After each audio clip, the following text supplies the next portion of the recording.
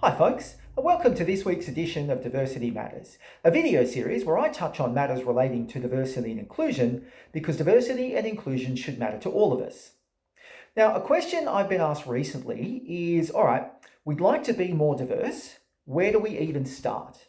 And that's a very good thing to consider because if you don't know where you're at currently, how do you build plans and goals to get to somewhere in the future?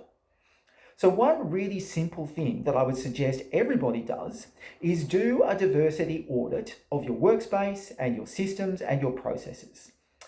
So what do I mean by that? So for example, if you had somebody turn up to your office for an interview in a wheelchair, would they find the space accessible? Can they successfully navigate your physical workspace and be able to perform a job day to day?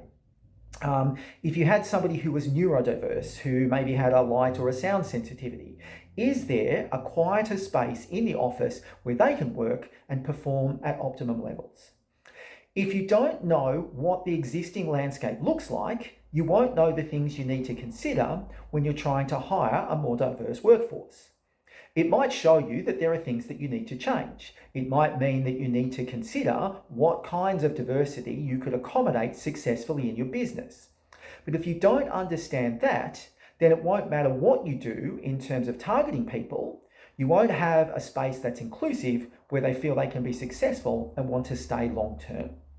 So take the time to really evaluate what you have now, and it will enable you to build something successful and sustainable for the long term. So that's my tip for this week. Thanks very much for watching, and I'll see you next week.